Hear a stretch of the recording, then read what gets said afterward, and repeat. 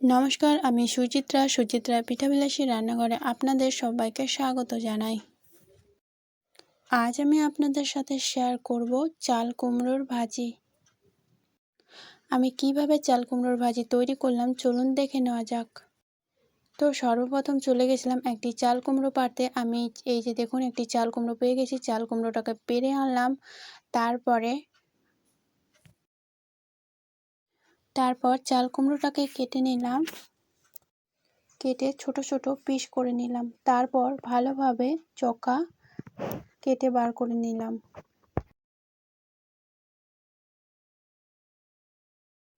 আমার চোখা কাটা হয়ে গেছে। তারপর ছোট ছোট পিস করে কেটে নিলাম। আপনারা চাইলে যে কোনো শেপেই কাটতে পারেন।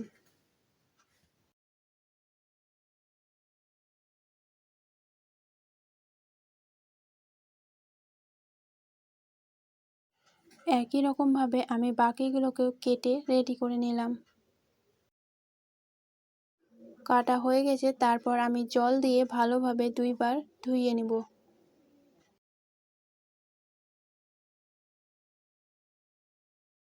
একবার ধুয়ে নেওয়ার পরে তারপর আবারও আমি জল দিয়ে কিছুক্ষণের জন্য রেখে দিলাম।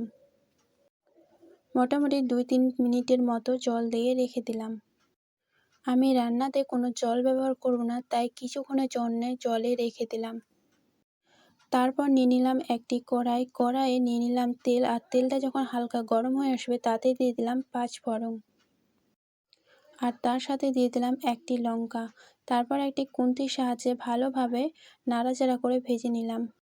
আমি যে কিছুক্ষণের জন্য কুমড়োগুলো ভিজিয়ে রেখেছিলাম সেই কুমড়োগুলো এবার জল থেকে উঠিয়ে আমি কড়াইয়ে দিয়ে দিলাম।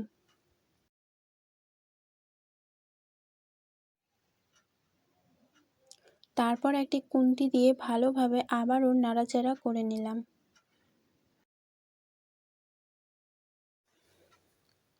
খুন্তি দিয়ে নাড়াচাড়া করে আমি এবার বাকি উপকরণগুলো দিয়ে দেবো। স্বাদ অনুসারে দিয়ে দিলাম লবণ, তারপর দিয়ে দিলাম হলুদ গুঁড়ো ও তার সাথে সামান্য পরিমাণে দিয়ে দিলাম লঙ্কা। কুমড়ে লঙ্কার পরিমাণটা কম দিলেই ভালো হয়। তারপর একটি খুন্তির সাহায্যে আবারও নাড়াচাড়া করে ভালোভাবে সুন্দর করে সবকটা জিনিসকে মিশিয়ে নিলাম।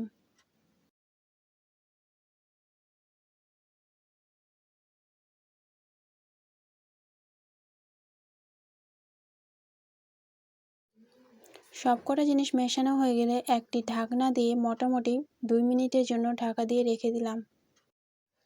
2 মিনিট পর ঢাকনা সরিয়ে অল্প পরিমাণে তেল ঘুরিয়ে দিলাম। তেল ঘুরিয়ে দেওয়ার পরে আবারও আমি খুন্তির সাহায্যে ভালোভাবে নাড়াচাড়া করে নিলাম। তারপর আবারও কিছুক্ষণের জন্য ঢাকনা দিয়ে ঢেকে দিলাম। আমি কিন্তু কুমড়োয় কোনো জলের ব্যবহার করিনি, তাই ঢাকনা দিয়ে ঢেকে রাখলে কুমড়োটা ভালোভাবে সেদ্ধ হয়ে যাবে।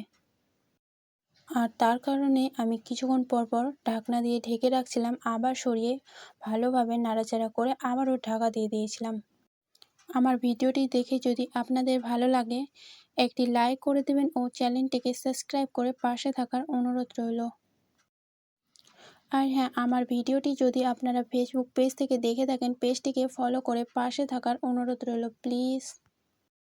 এবার দেখুন অনেকটাই ভাজা ভাজা হয়ে এসেছে, যে এই যে দেখুন